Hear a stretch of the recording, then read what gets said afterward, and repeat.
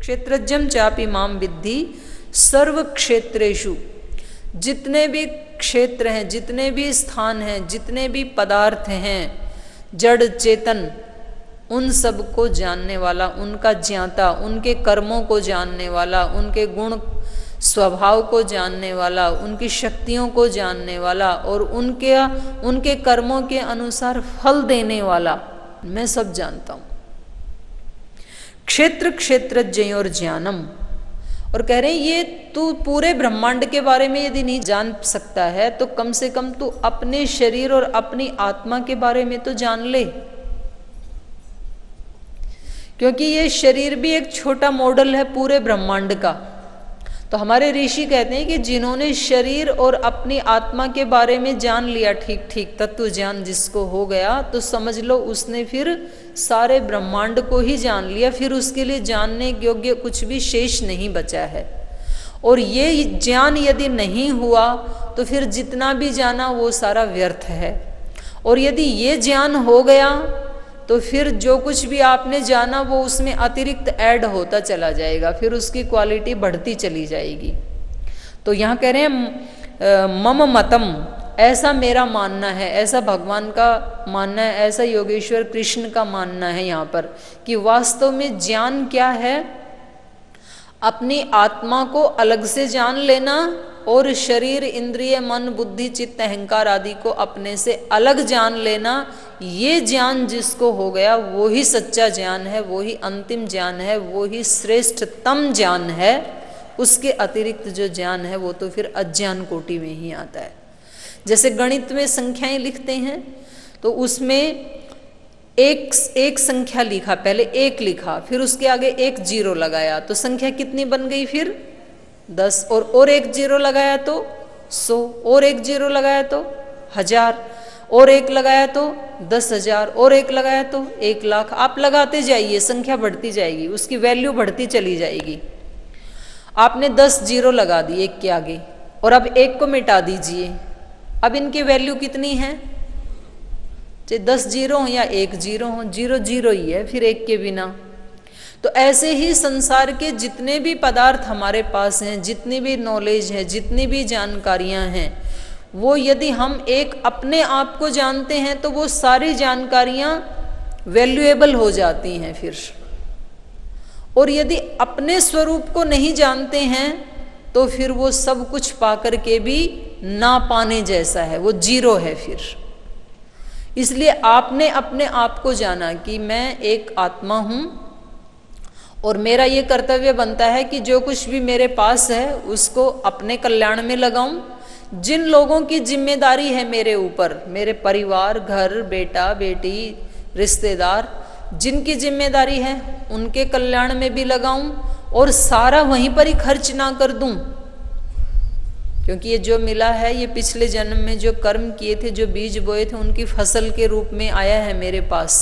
तो फसल जो घर में आती है तो बुद्धिमान किसान पूरी फसल को खा नहीं लेता है, खाता भी है, कुछ बेचता भी है, कुछ दान भी करता है, कुछ बीज के लिए बचा लेता है, नहीं तो आगे फसल कैसे होगी। तो ये जो हम अपने ऊपर अपने कल्याण के लिए खर्च करके अपने परिवार के कल्याण के लिए खर्च करते हैं और उसके अतिरिक्त कुछ अगले जन्म के लिए और अपनी आत्मा के उत्थान के लिए कहीं किसी श्रेष्ठ कार्य में जब हम कुछ देते हैं तो ये बीज है किसान की तरह से, आगे भी फसल आएगी उससे। तो ये जो ज्ञान है ये फिर हमारा वैल्यूएबल हो जाता है, क्योंकि हमने अपनी आत्मा के स्वरूप को जान लिया है। और जो आत्मा के स्वरूप को नहीं जानते हैं वो कहते हैं ये शरीर ही सब कुछ है, इसलिए इसको ठीक रखो, बाकी दूसरे जाएं भाड़ में। ऐसे घर में भी होता है, ऐसे यहां भी होता है। एक व्यक्ति पीछे से आता है, उसको आगे बैठना है, अब वो वहां से कुर्सी, अब उसे चला नहीं जाता, कुर्सी उठाई भी नहीं जाती है, नीचे बैठा भी नहीं जाता है, तो वहां से कुर्सी को घसीटने लगा था और फिर यहां ला करके कुर्सी रखी, फिर उसके ऊपर बैठा। लेकिन उसके यहां, वहां से यहां तक कुर्सी घसीटने में कितने लोगों को डिस्टरबेंस हो गई। इतने लोगों ने उस व्यक्ति के लिए अपनी नेगेटिव भावना भेज दी अब वो व्यक्ति यहाँ बैठ करके जो कुछ भी सुनेगा ना, वो उसका मतलब उसको हानि ही हानि होगी, लाभ कुछ भी नहीं होगा, क्योंकि कितने लोगों को कष्ट दे दिया। और यदि वो व्यक्ति भले ही उसको कुर्सी पे बैठना था, बाद में आया था, तो पीछे बैठ करके भी अपने चित्त को यदि एकाग्र करता तो वो पीछे बैठ के भी बहुत कुछ सुन सकता था और उसका 100% लाभ उठा सकता था। ऐसे घर में भी होता है, हम दूसरे घर के जो सदस्य हैं उनकी खुशियों का ध्यान नहीं रखते हैं। बोले हमें 3 बजे उठना है तो 3 बजे उठ के पूरी खड़बड़ मचानी है हमें, तो दूसरा व्यक्ति भले ही बेचारा 2 बजे सोया हो, तो हमें तो पता ही नहीं कि ये 2 बजे सोया, तो मैं थोड़ा आराम आराम से काम कर लूँ। हमें लगता है कि जब मैं 3 बजे उठ गया तो इसको भी उठ जाना चाहिए।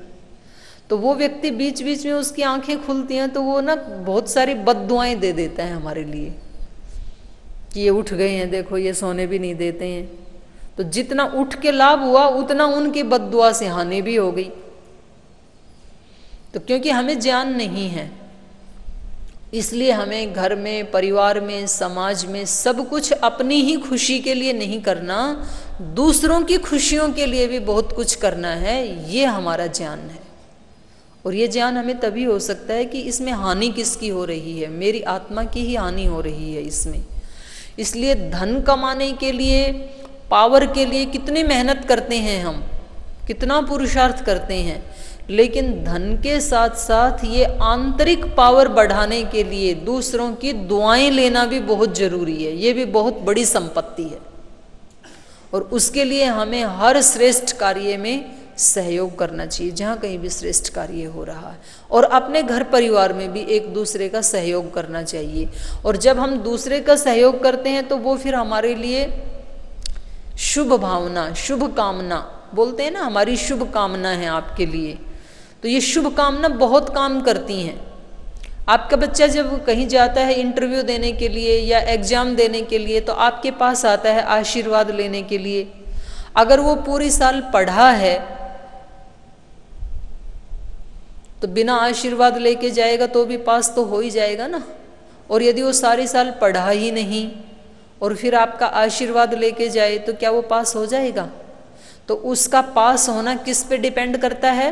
उसकी पढ़ाई पे। लेकिन पूरी पढ़ाई करके भी हम क्या कहते हैं बच्चों को कि बेटा जा रहे हो, अपने पिता का आशीर्वाद लेके जाना, गुरु का आशीर्वाद लेके जाना, अपनी माँ का आशीर्वाद लेके जाना। तो ये आशीर्वाद क्या है, इसकी क्या शक्ति है और इसकी जरूरत क्यों है?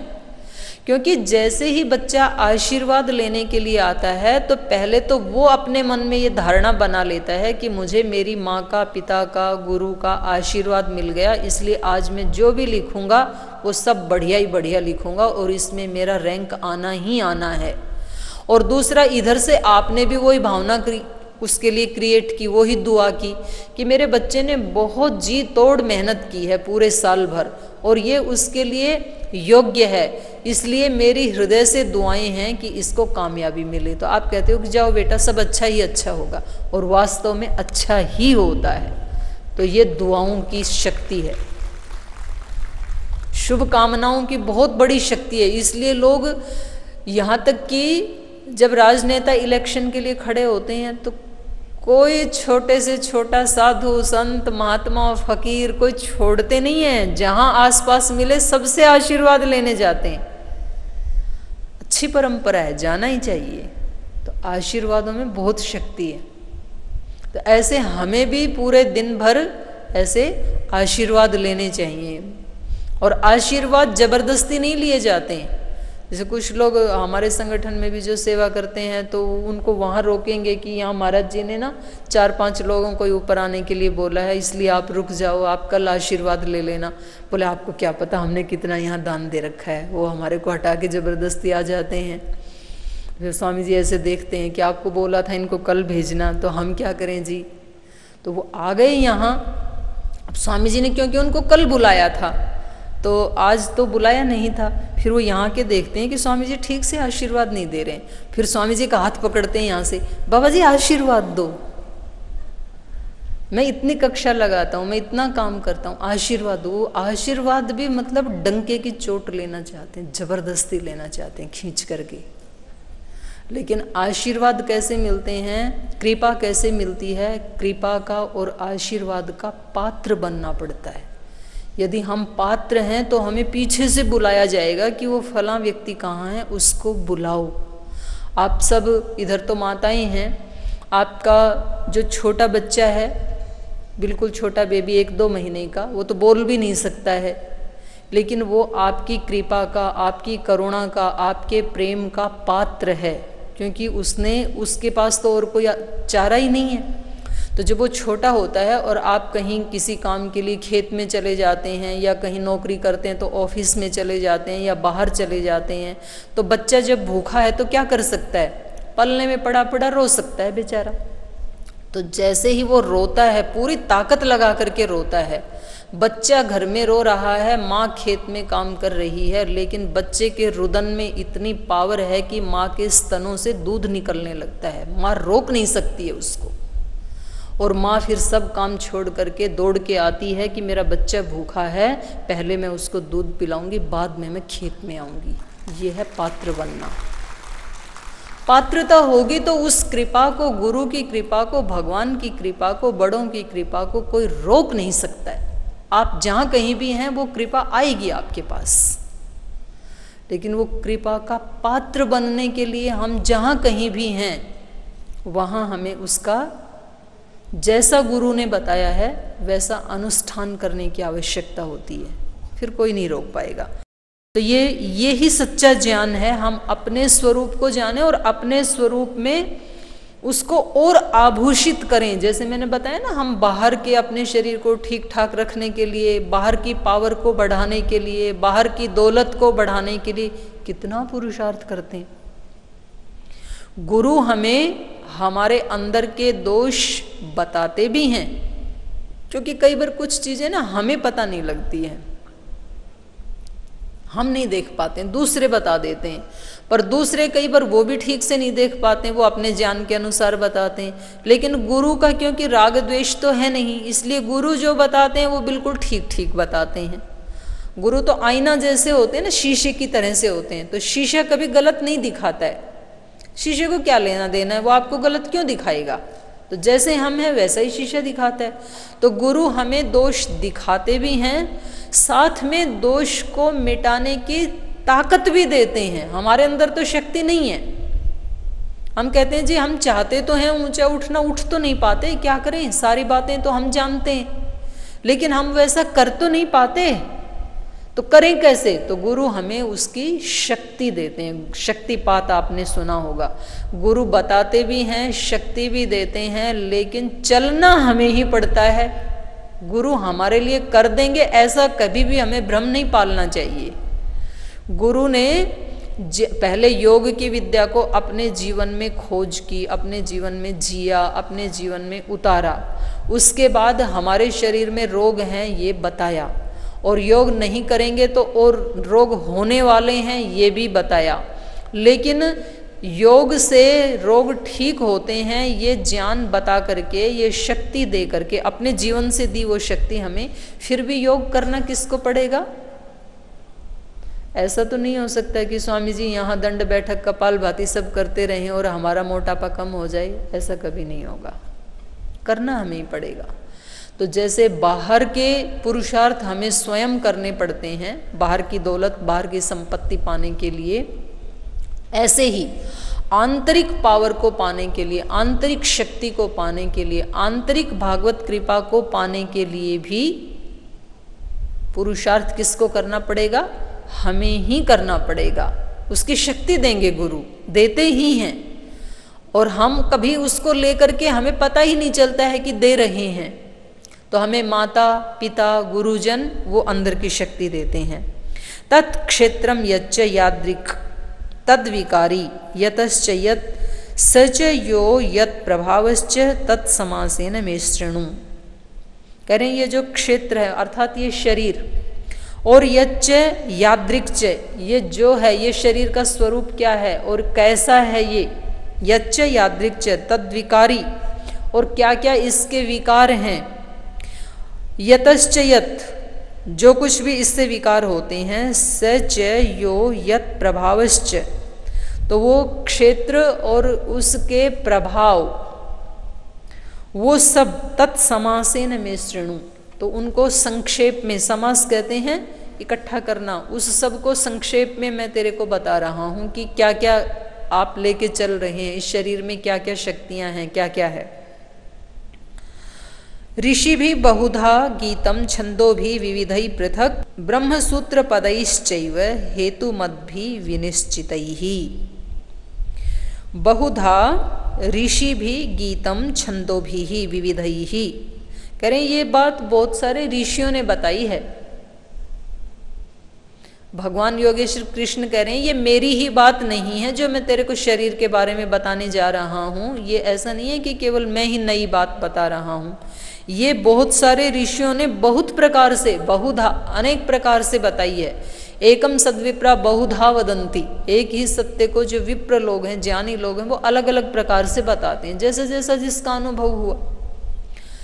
सत्य एक ही होता है लेकिन उसको बताने का ढंग सबका अलग अलग होता है। और उन्होंने कैसे बताया उन ऋषियों ने, विविधई छंदों भी ही, अनेक प्रकार के मंत्रों से, जैसे ऋग्वेद में ही, अकेले ऋग्वेद में ही हजारों मंत्र हैं, उन मंत्रों से जिन सत्यों को जिन ऋषियों ने बताया उन्होंने अलग अलग प्रकार से बताया। किसी ने ज्ञान की शक्ति को, प्राण की शक्ति को, सूर्य की शक्ति को, ब्रह्मांड की शक्ति को, अलग अलग सूक्तों में अलग अलग शक्तियों का वर्णन किया और अलग अलग ढंग से किया।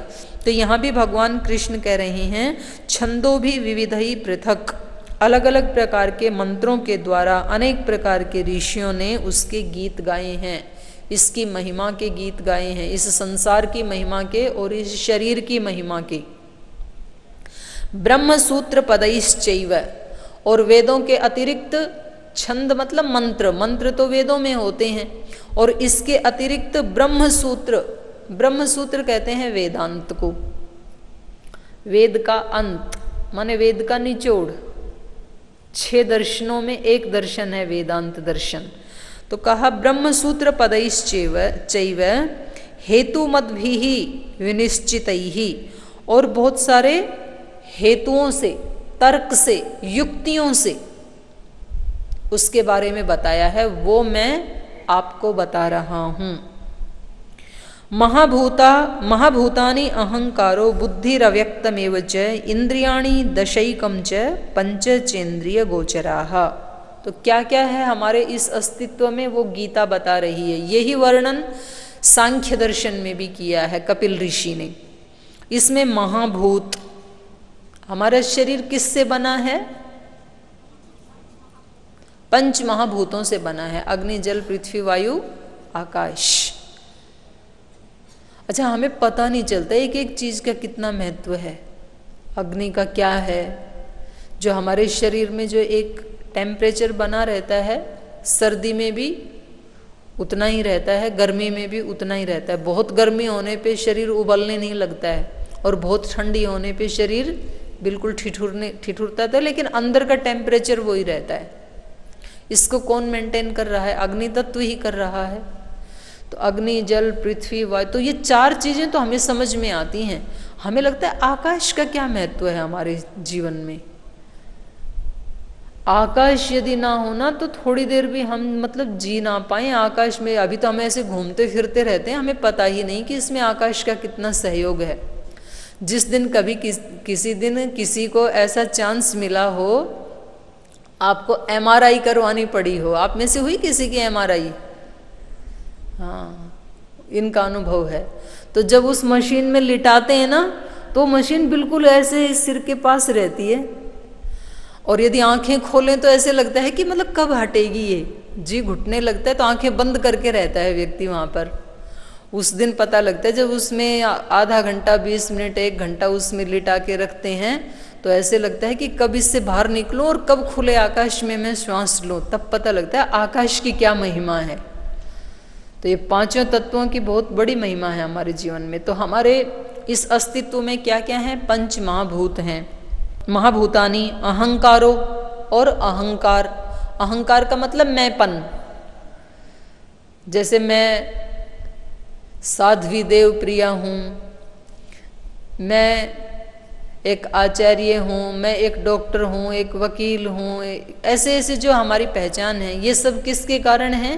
अहंकार के कारण। यदि अहंकार ना हो तो फिर व्यवहार ही नहीं हो पाएगा, पहचान भी नहीं हो पाएगी। ये अलग अलग पहचान जो हो रही हमारी, ये अहंकार के कारण है। तो 5 भूतों से शरीर बना, फिर एक अहंकार है, बुद्धि जिससे हम निर्णय लेते हैं, ये हम सब के पास है।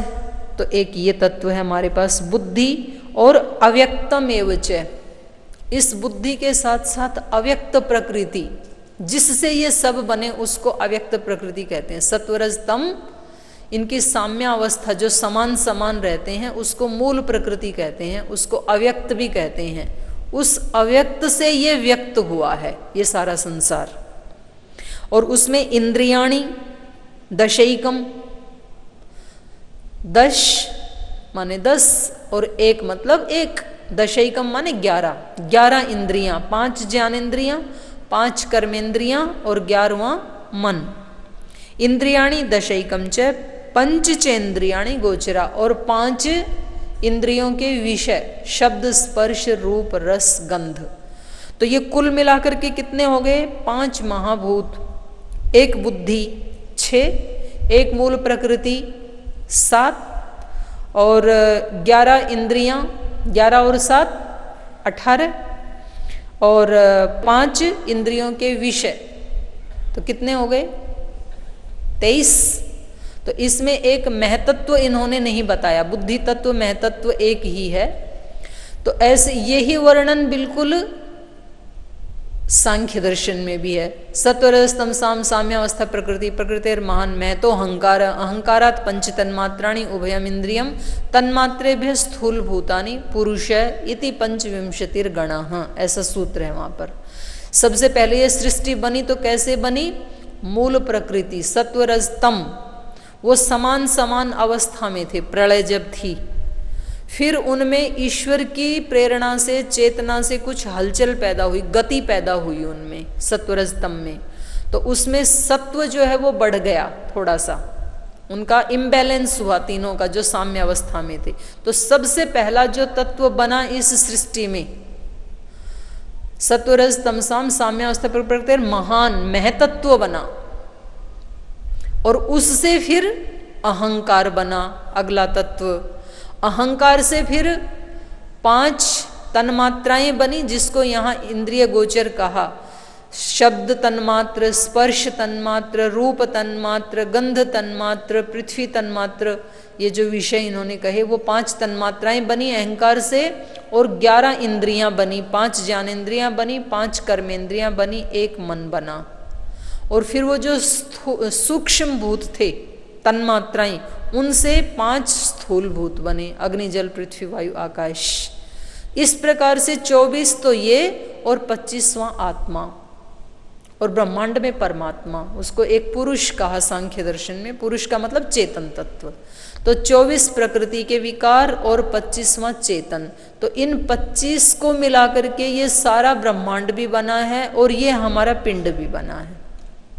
तो ये हमारा जो शरीर है, ये पिंड है, ये ब्रह्मांड का ही छोटा मॉडल है। जैसे कोई बड़ा आप इंस्टीट्यूट बनाते हैं तो शुरू में जाते उसका मॉडल बना के रखते हैं ना, कि यहाँ यहाँ ऐसे ऐसे बना हुआ है, यहाँ गाड़ियाँ पार्किंग करने की जगह है, यहाँ पर लॉन्ड्री है, यहाँ ऐसे सब बना के रखते हैं। तो ऐसे ये हमारा जो पिंड है, हमारा शरीर है, ये सारे ब्रह्मांड का ही रिप्रेजेंटेटिव है, उसका छोटा रूप है ये।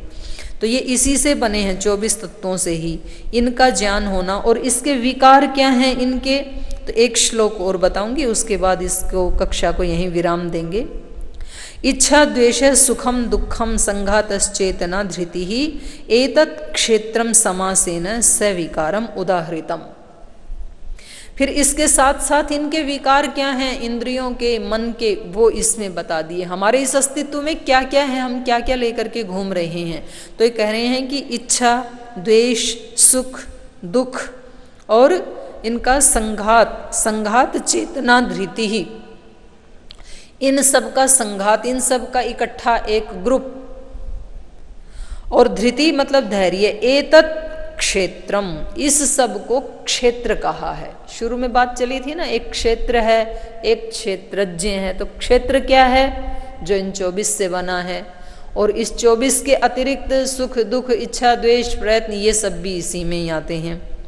तो इसको समासेन सविकारम, सबको इकट्ठा करके, समस्त पद करके, इनको सबको एक जगह करके मैंने आपको बता दिया है। और सविकारम, विकार सहित, उनके भी क्या क्या विकार हैं, इंद्रियों के, मन के, वो सब भी मैंने आपको सब इकट्ठा करके प्रस्तुत कर दिया है। तो ये क्षेत्र के बारे में बताया। तो शरीर में क्या क्या है, हम इन सब का प्रयोग करते हैं, लेकिन प्रयोग करते समय हमें यही लगता है कि मैं ही इंद्रिय हूँ, मैं ही शरीर हूँ। तो ऐसा ना सोच करके हम इन दोनों को अलग अलग महसूस करें। ये क्षेत्र और क्षेत्रज्ञ की पहचान है। इन दोनों का ज्ञान जब हो जाता है तो स्वाभाविक रूप से ही हम फिर उसमें कोई बल नहीं लगाना पड़ता। जैसे हमें पता है गाड़ी अलग है, मैं अलग हूँ, तो गाड़ी का प्रयोग करते समय कोई ऐसे थोड़ी होता है कि कभी कभी मन में ये आ जाए कि मैं ही गाड़ी हूँ। ऐसे तो कभी नहीं आता है, क्योंकि एक बार ज्ञान हो गया, पता ही है ना हमें गाड़ी, तो आराम से सदुपयोग करते हैं। नहीं तो व्यक्ति को लगता है जी ये पता लग गया, शरीर अलग है, मैं अलग हूँ, तो व्यवहार कैसे करेंगे?